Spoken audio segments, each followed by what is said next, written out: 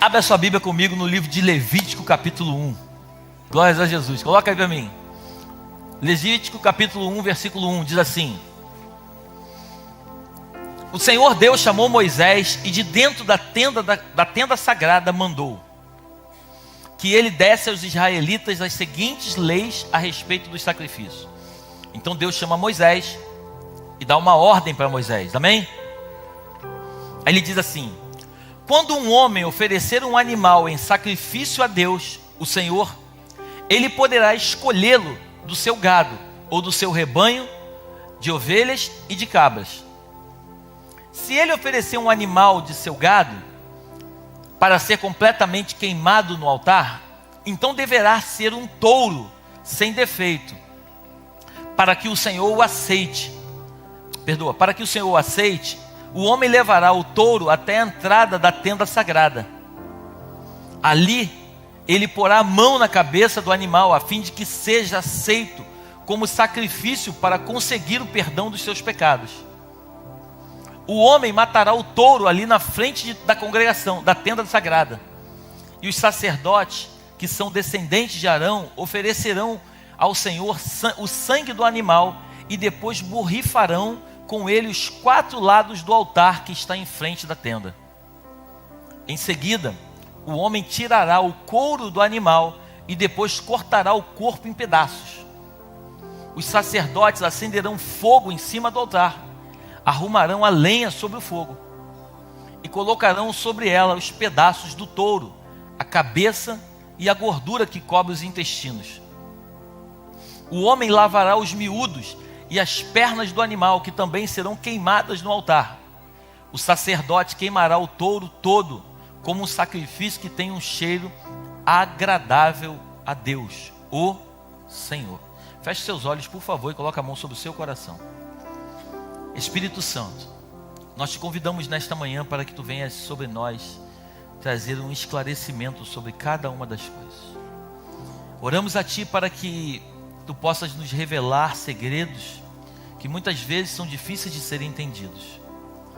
Eu oro para que tu me uses nesta manhã de uma forma que a tua igreja possa de fato saber que tu és com eles.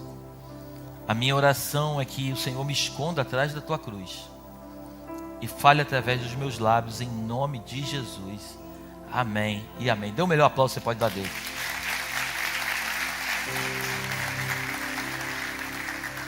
Eu comecei a estudar o livro de Levítico e confesso para vocês que eu estou me apaixonando cada vez mais por ele. Porque quando você vai ler toda a Bíblia, Deus vai falando com as pessoas para que as pessoas vão escrevendo aquilo que de fato se passou. Por exemplo, o Pentateuco, Deus deu tudo para Moisés e Moisés escreveu os 5 primeiros livros da Bíblia, que é o Pentateuco. E dentre esses 5 primeiros livros da Bíblia está Levítico. Só que é interessante que Levítico, o autor, ele vai dizendo exatamente, escreve isso. Ele vai dando detalhes de como deve ser feito o sacrifício. Deus começa a falar para Moisés que não é qualquer tipo de sacrifício, mas tem que ser a forma exata como Deus recebe o sacrifício. E quando a gente lê aqui nessa primeira parte, a gente vai ver Moisés recebendo instrução de Deus como sacrificar. A versão NTLH fala de um touro. Coloca a versão aí, ARC, Almeida Revisada Corrigida. E chamou o Senhor a Moisés e falou com ele na tenda da congregação, dizendo: fala aos filhos de Israel e dize-lhes: quando algum de vós oferecer oferta ao Senhor, ofereceis as vossas ofertas de gado, de vacas e de ovelhas. Se a sua oferta for holocausto de gado, oferecerá macho sem mancha. Então, Deus começa a dizer que teria que ser um macho e não deveria ter mancha. Em outras palavras, deveria ser uma oferta perfeita. Isso já estava apontando para Jesus Cristo na cruz. O homem, ele pegava o animal, ele trazia diante da tenda da congregação, diante do sacerdote, e ele pegava o animal, você leu comigo, ele botava a mão sobre a cabeça do animal e ele confessava os seus pecados. O que o homem fazia? A pessoa, quando confessava os seus pecados, ele na verdade estava transferindo os seus pecados para o animal, e o animal depois era sacrificado. Então, porque a palavra de Deus diz que na antiga lei, no antigo pacto, no tempo da lei, sem derramamento de sangue não havia remissão de pecados. Amém? Então, era necessário que se derramasse sangue para que pudesse ter remissão de pecados. Então, quando as pessoas ofereciam uma oferta, tinha que ser macho, sem defeito. Ele colocava a mão sobre a cabeça do animal, ele confessava os seus pecados. Os seus pecados, na verdade, eram transferidos para a vida daquele animal. E aquele animal, quando era morto, na verdade, o que estava acontecendo no mundo espiritual é que os pecados daquela pessoa estavam sendo perdoados por Deus. Estamos juntos até aqui? Amém? Então, assim era uma tradição de quando se sacrificava algum tipo de animal. E quando você vai ler com calma, era de acordo, não sei se você lembra, mas Maria e José, quando eles ofereceram sacrifício, eles ofereceram uma pomba. Porque o sacrifício era de acordo com a situação financeira de cada um. Quem tivesse uma condição melhor, oferecia melhor. Quando tivesse uma mais ou menos, mais ou menos. E quem não tivesse condição nenhuma, oferecia uma pombinha, ou uma rola. Então, o animal, quando ele era imolado, quando ele era sacrificado, o sacerdote, você leu comigo, ele pegava, mais à frente você vai ver isso no livro, quando você começar a ler, ele pegava um hisopo, ele molhava no sangue do animal e ele ficava aspergindo nos 4 cantos da tenda. Em outras palavras, ele estava perdoando o pecado do povo. Interessante que quando a gente lê esse texto, a gente vê que o animal era morto. Eles pegavam o animal, a pessoa pegava o animal, cortavam o animal todo, pegava as vísceras, tinham que ser lavadas, as pernas tinham que ser lavadas, mas tudo ia para o fogo. O fogo era colocado lenha ali para que o fogo pegasse bem forte, e o animal era completamente consumido. Quando você vai para Êxodo capítulo 12, fala da primeira Páscoa. Deus também, quando instituiu a primeira Páscoa, mandou que eles comessem o animal todo. Se eles não conseguissem comer tudo, eles convidassem um vizinho para comer junto com eles um animal. E se o vizinho comesse tudo e o que sobrasse do animal, está escrito depois, leia Êxodo capítulo 12. Eles pegavam o animal e jogavam no fogo e era consumido tudo. A oferta tinha que ser totalmente consumida, não podia sobrar nada. Porque isso já estava apontando para a cruz de Cristo. Porque Jesus, quando ele morre, ao 3º dia, vão até o túmulo dele. Quando vão lá fazer as honrarias, você percebe que ele já não está mais ali. Por quê? Porque a oferta tinha que ser completamente consumida. Estamos juntos até aqui?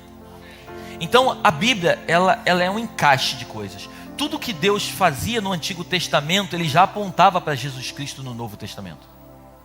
Então a Bíblia, na verdade, tudo do Antigo Testamento, se você ler com calma e com a visão profética, tudo vai apontar para Jesus. Porque Jesus, ele é a verdadeira oferta. Por isso, o profeta Isaías, ele quando fala lá no livro dele, eu falo muito isso aqui, mas eu quero que isso entre na tua mente. E é um texto que ficou gravado no meu coração e eu não esqueço ele de jeito nenhum. Isaías capítulo 59, versículo 1 e 2 diz que os ouvidos do Senhor não estão tapados para ouvir o nosso clamor, nem as mãos dele estão encolhidas, mas as nossas transgressões, os nossos pecados fazem separação entre nós e o nosso Deus. Em outras palavras, os céus e a terra estão separados por uma única coisa chamada pecado. Por isso, na oração do Pai Nosso, Jesus nos ensina o seguinte: venha a nós o teu reino, mas o reino só pode vir para a terra quando se anda em santidade. Estamos juntos? A oração do Pai Nosso, na verdade, existe uma separação entre céus e terra. E essa separação, ela só se foi feita por causa do pecado. Então o pecado é que divide essa separação. Eu estou falando do mundo espiritual, amém? Divide essa separação. Então por isso, quando nós andamos sem santidade, a Bíblia diz que sem santidade é impossível ver o Senhor. É impossível agradar ao Senhor. Então quem anda em santidade, na verdade, quando ora, venha a nós o teu reino. Quando o reino de Deus se manifesta, se materializa na terra, aquilo que era impossível, quando o cego não enxerga e o reino dos céus se manifesta na terra, o cego começa a enxergar. Quando o paralítico não anda, mas você ora e o céu vem para a terra, o paralítico começa a andar. As coisas na terra só vão acontecer, não é porque a terra está se movimentando, mas é porque o céu está descendo e fazendo com que a glória do Pai se manifeste na terra. Amém? Então, quando a gente volta para o livro de Levítico, o Senhor começa a explicar para o povo como deve ser a oferta. Eles não podem pegar qualquer animal e ofertar. Você pode ver que quando o povo volta de Jerusalém, da Babilônia, eles estavam cativos, quando eles voltam para a Babilônia, eles começam a oferecer animal manco, eles começam a oferecer animal cego, eles começam a oferecer um monte de ofertas que Deus não se agradava. Deus não se agrada de qualquer tipo de oferta. E eu preciso que você entenda nessa manhã, e a gente vai entrar um pouco mais profundo agora. A oferta naquele tempo era touro, era vaca, era carneiro, era pomba. A oferta nos dias de hoje sou eu e você. Por isso a gente vê, é triste dizer isso, mas a gente vê, não, vamos fazer o culto do sacrifício. Não é o culto do sacrifício, não é sacrificar o que você tem, é sacrificar você.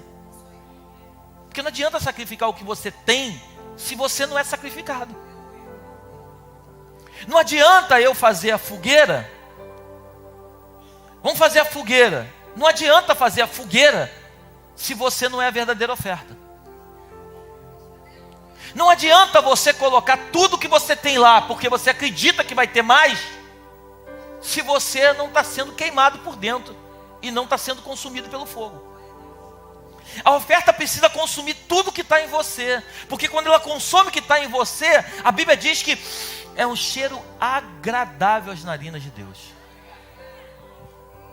E quando Ele se agrada do cheiro da oferta, Ele tem prazer em liberar a sua bênção. Então, a oferta dos dias de hoje, ela não é mais touro, não é mais pomba, não é carneiro.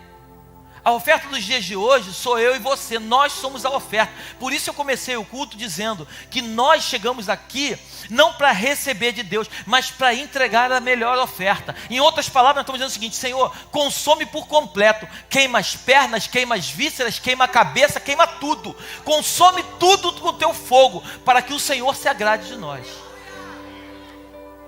Por isso que o profeta Isaías diz: ei, não adianta, esse povo me adora com os lábios, mas o coração está longe de mim. Não adianta cantar muito, não adianta ter voz bonita, não adianta entoar cânticos lindos, se não tiver entrega genuína. Quem é a entrega nos dias de hoje sou eu e você. Se a entrega não for verdadeira, Deus não recebe. Deus não recebe qualquer oferta. Tinha que ser um animal perfeito. E deixa eu te dizer uma coisa: nós não somos perfeitos, mas nós somos de... Então Deus recebe a oferta de verdade. Porque você está chegando diante do altar falando: Senhor, eu não tenho muito para te oferecer, mas eu sou oferta, me consome. Me queima por dentro, Senhor. Eu não sei você, mas nas minhas orações eu peço: Senhor, queima as áreas que precisam ser queimadas na minha vida. Destrói aquilo que ainda tem do Leonardo dentro de mim. Consome as áreas que precisam ser consumidas. Consome esses pensamentos imundos que ainda penetram na minha mente. No outro dia eu fiz uma reunião lá em cima com alguns pastores, e eles estão aqui que não me deixam mentir. Eu falei para eles assim na reunião, eu falei assim: posso pedir uma coisa para vocês? Eu estava com o coração muito aflito. Eu falei: posso pedir uma coisa para vocês? Eles: podem. Eu falei: ora por mim, por favor. Eu comecei a chorar. Eles começaram a orar por mim. Aí eu falei assim: eu ainda sou muito carnal.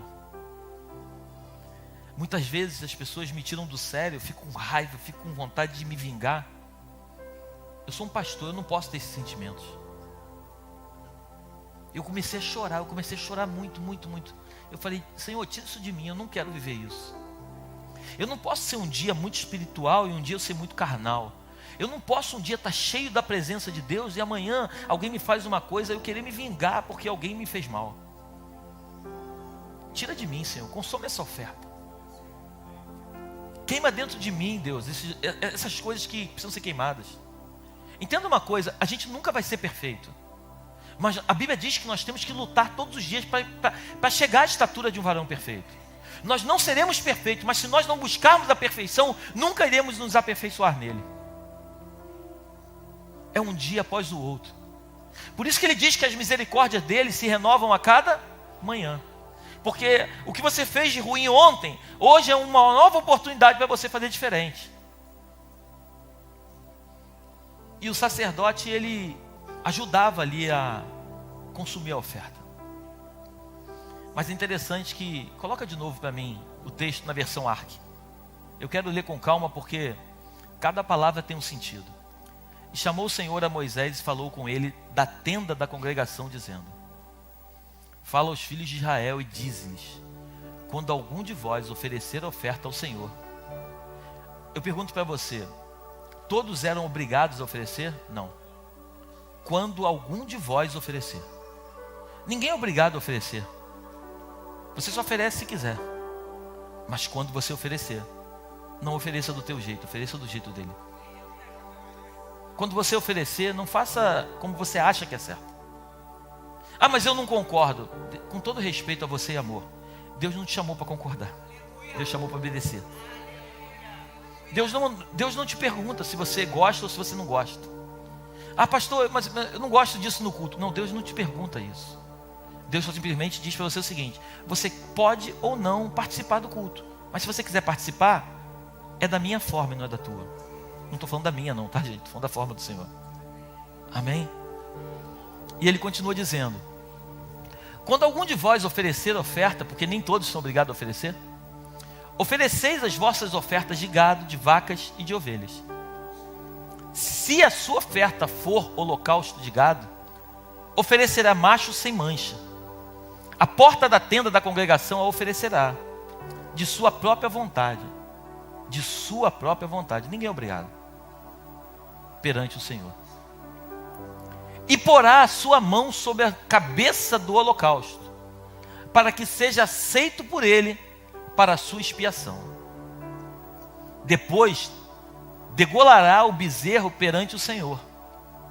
E os filhos de Arão, os sacerdotes, oferecerão o sangue e aspergirão o sangue à roda sobre o altar que está diante da porta da tenda da congregação. Então esfolará o holocausto e o partirá nos seus pedaços. E os filhos de Arão, os sacerdotes, porão fogo sobre o altar, pondo em ordem a lenha sobre o fogo. Também os filhos de Arão, os sacerdotes, porão em ordem os pedaços, a cabeça e o redenho, sobre a lenha que está no fogo em cima do altar. Porém a sua fressura e as suas pernas lavar-se-ão com água, e o sacerdote tudo isto queimará sobre o altar. Holocausto é oferta queimada, de cheiro suave ao Senhor. Tem áreas da tua vida que antes de serem oferecidas, precisam ser lavadas pela palavra. Tem locais na tua existência, água fala da palavra. Existem locais dentro de você que precisam ser lavados pela palavra do Senhor. Porque Deus não recebe qualquer oferta enquanto você não for lavado por dentro. Enquanto você não for lavado, você não pode oferecer para Deus aquilo que tanto Ele deseja. Você até pode, mas Ele não vai receber. Porque a oferta é do jeito dEle e não do nosso jeito. Eu acredito que Deus está levantando um povo. Ontem, quando acabou o culto lá na igreja Zona Norte, a gente ficou conversando no grupinho de pastores. E eu tenho falado algumas vezes aqui na igreja. Eu acho muito bacana as pessoas conhecerem muito a Bíblia. Eu vejo homens estudiosos que conhecem demais, como Hernande Dias Lopes, Luciano Subirá e muitos outros. Eu acho incrível ver esses caras, Pastor Silas Malafaia, uns caras que conhecem demais a Bíblia. Mas eu tenho percebido que muito mais do que conhecer, e eu não estou falando desses homens, por favor, são homens que eu respeito demais, que eu tenho no mais alto nível de respeito. Mas muito mais do que conhecer as Escrituras, é viver as Escrituras. Muito mais do que conhecer a letra, é fazer com que o Espírito penetre dentro de nós e nos purifique, a ponto de quando nós nos encontrarmos com o Senhor e dissermos para Ele: eu sou a oferta, Ele consuma tudo, desde a cabeça até o último fio de cabelo. que Ele se agrade de nós. Porque se tem uma coisa que Deus quer, é se agradar de mim e de você. Lembra quando Jesus ele sai do batismo? A Bíblia diz que os céus se rasgaram e uma voz, está escrito isso na tua Bíblia, uma voz do alto bradou bem alto, dizendo: este é o meu filho amado, em quem tenho prazer, em quem me comprazo. O que o Senhor estava dizendo? Essa é a oferta que eu tanto desejo na terra. Uma oferta lavada e remida pelo sangue. Uma oferta que foi purificada pela palavra. Uma oferta que chegou à terra para trazer de volta a vida nos lugares que haviam morte. É nessa vida que eu me agrado. Que nós possamos, Jesus é o nosso maior exemplo. A Bíblia diz, João capítulo 3, versículo 16: e Deus amou o mundo de tal maneira que deu o seu Filho unigênito, para que todo aquele que nele crê não pereça, mas tenha vida eterna. Interessante, ele era o Filho unigênito, o único filho. Mas depois, mais à frente, a gente vai ler, dizendo que ele é o Filho primogênito. O que é primogênito? É o primeiro filho, porque agora ele tem muitos irmãos. Amém? A Bíblia diz que nós éramos órfãos, e ele nos adotou como filhos. Existem duas formas da mulher ter filhos: filhos biológicos e filhos adotados. E eu não tenho, mas eu tenho convicção de que a mesma pessoa que tem um filho biológico, tem um filho adotado, o sentimento é o mesmo pelos dois. Porque os dois, na verdade, são criados literalmente como filhos. E a Bíblia diz que ele não veio para nós, ele veio para o povo judeu. Mas os judeus não o receberam. E nós, todos quanto recebemos, deu-nos o direito de sermos chamados filhos de Deus. É o que está escrito na Bíblia. Então, por nós termos recebido Jesus como nosso irmão primogênito, nós tivemos o direito de sermos chamados pelo Pai como filhos. Eu não sei se isso para você representa alguma coisa. Ele não é o meu Deus somente, Ele é o meu Pai. Ele é o teu Pai. E tu já viu algum pai fazer maldade com o filho? Só se tiver muito demônio em cima. Isso é uma coisa que não tem com ele. E talvez você pergunte: pastor, mas se ele é meu pai, por que muitas vezes ele me deixa sofrer? Um filho pequeno sobe num lugar alto. Aí você fala assim: filho, desce daí que você vai cair. Ele sobe de novo. Aí tu vai lá e pega. Filho, desce daí que você vai cair. Você vai lá e pega. Até uma hora que você vai ver: filho, não sobe aí. Aí ele sobe e pula. E quando ele pula, ele cai e se machuca. Eu pergunto para você: o pai avisou ou não várias vezes que ia se machucar? Avisou. E por que o pai não impediu? Porque se o pai impedisse sempre dele pular, ele nunca ia entender que de fato tem perigo ali. Está comigo aí? Então tem coisas que, entenda bem, Deus não faz, Ele permite, para que você entenda que tem alguns perigos que você não pode se meter. Um pai que é muito protetor não deixa o filho crescer. Você deve conhecer, eu conheço pessoas que têm 45 anos, moram junto com os pais até hoje. Nunca casaram. Nunca casaram. Até hoje depende do pai. Às vezes muitos nem trabalham com 45, com 50 anos. Eu não estou aqui criticando ninguém, pelo amor de Deus. Amém? Eu não estou aqui julgando ninguém, eu estou falando um padrão bíblico. Jesus com 12 anos, ele foi para o templo ensinar. 12 anos de idade ele foi ensinar no templo. Com 30 anos ele começa o ministério dele. Em 3 anos ele fez coisas que eu e você nunca conseguiremos fazer. Ele não estava preocupado. A minha mulher ontem falou uma coisa muito interessante. Ele falou assim: Léo, tu reparou que Jesus ele era intencional, Souza? Ele era intencional. Ele vai em Gadara. Ele não prega para a multidão de Gadara. Ele só prega para um cara. Ele ganha um cara em Gadara. Ele sabia que aquele cara ia ganhar as 10 cidades de Decápolis. Jesus se encontra com a mulher samaritana no tanque. Ele não prega ali, ele não vai lá na cidade junto com ela para pregar para os samaritanos. Ele ganha o coração de uma mulher. Essa mulher prega para toda a comunidade samaritana. Jesus era intencional. Nós perdemos muito tempo com coisas que não trazem edificação. A gente tem que ser específico naquilo que a gente quer.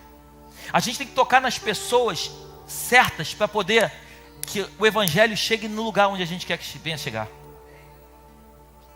Por isso, invista em pessoas, gaste teu tempo com pessoas. A coisa que mais Jesus amava na terra e continua amando são pessoas. Amém? Eu não sei como você chegou aqui.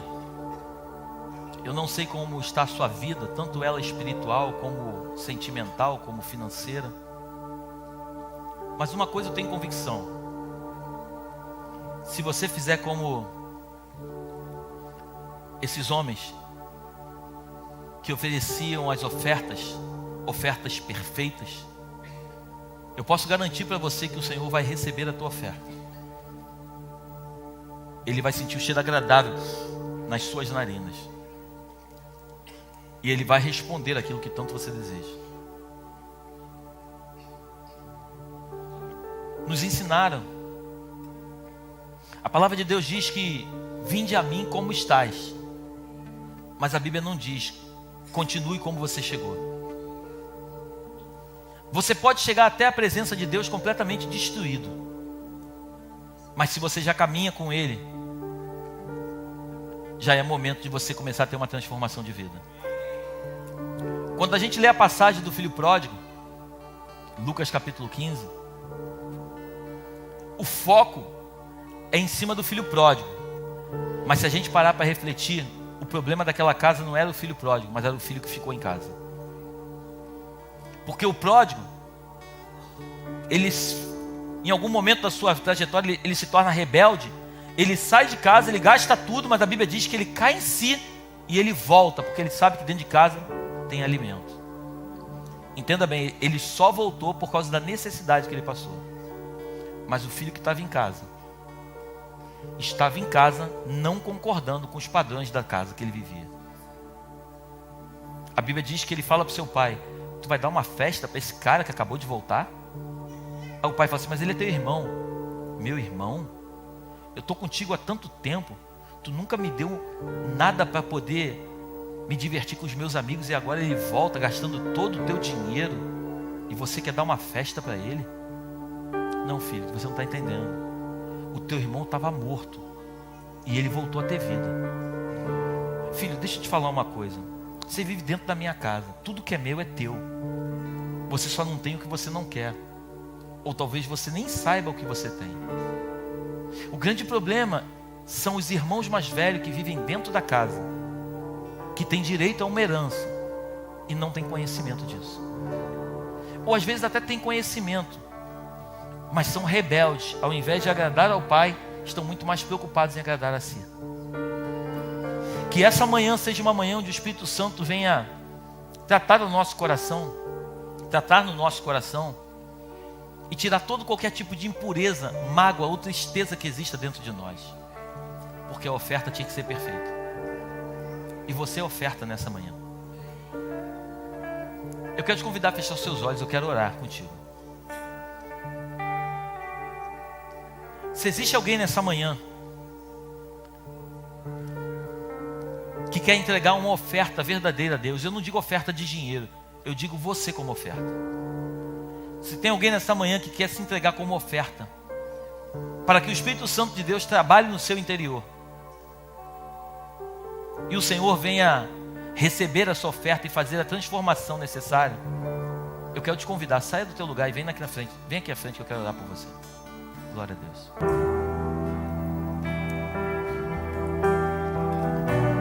Eu que sou pastor, vejo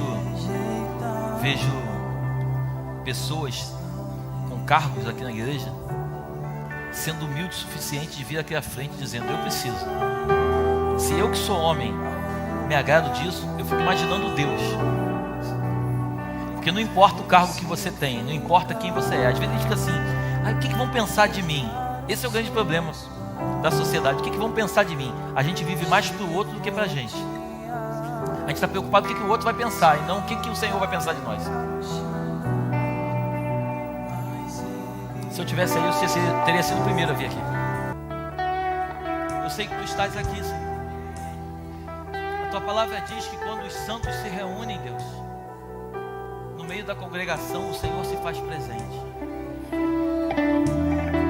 Recebe a nossa oferta nesta manhã, Pai. Estamos colocando toda a nossa oferta diante do Teu altar. Que o fogo do Teu Espírito, Pai, venha consumir todos nós, Pai. Que cada uma das áreas da nossa vida, meu Pai, desde a cabeça, desde o tronco, desde as pernas até as vísceras, Pai, sejam consumidas por Ti nesta manhã. Recebe a nossa adoração, Senhor. Tu és o único e suficiente Salvador da nossa vida. Nós não confiamos em outro a não ser o Senhor. Fala conosco, Espírito Santo. Nos visita nesta manhã de uma forma diferente. Não queremos sentir um arrepio, Pai. Nós queremos ver a transformação genuína dentro do nosso ser. Pessoas entraram aqui, meu Deus, pessoas que Te amam. O Senhor fala isso ao meu espírito, Pai. Pessoas que Te amam, mas pessoas que ainda estão agarradas à pornografia, Deus. Pessoas que lutam contra isso, mas muitas vezes quando elas percebem, elas estão fazendo aquilo que elas não deveriam fazer.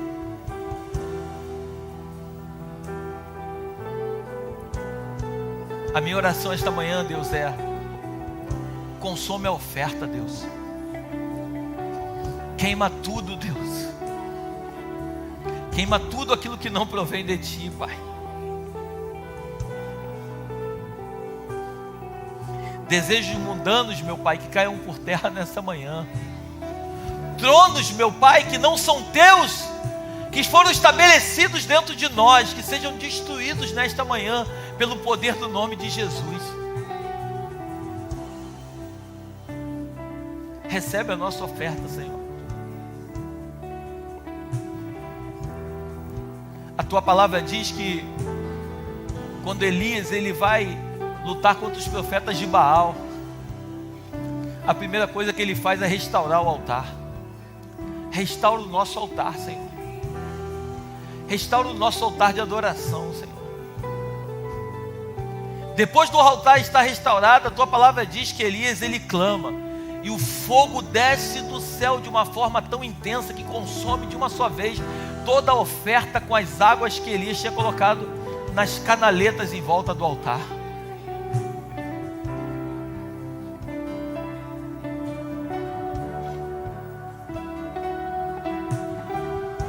Cada momento da Bíblia a gente vai ver o fogo descendo e consumindo a oferta.